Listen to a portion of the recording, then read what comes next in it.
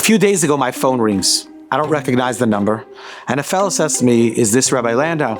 I said, yes. Are you from Vayimayin? I said, I have the schus periodically of presenting to Vayimayin. He said, well, I have a lot of issues with Vayimayin. You particularly. You always have stories that end with such a happy ending. A guy's careful with Shmir Sayinayim, he makes so much money.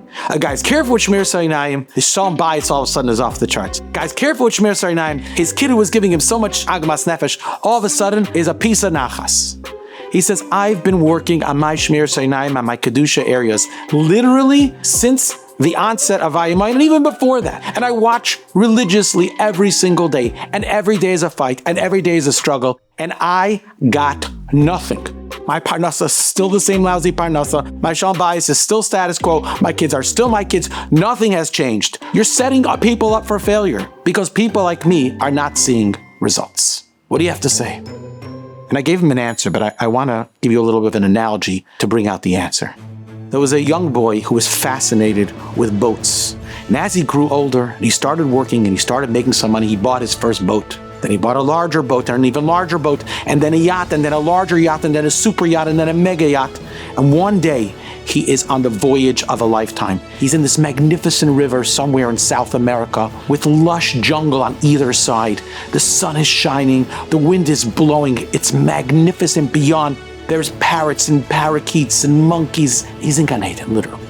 He's sitting there, he's taking it all in, when all of a sudden he hears from the captain's post, there's a waterfall ahead, turn the boat around. They quickly try to turn the boat around, they put it on full power, full throttle, but the boat is no match for the current. And this massive yacht with all of the people on it is heading towards a waterfall. It's just a matter of minutes before they will be dashed over and smashed into 1,000 pieces.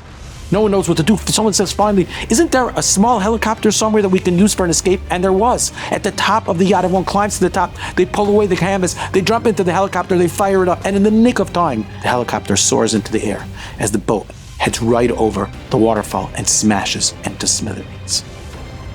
I told this fellow, some people, HaKadosh Baruch Hu rewards them with a yacht.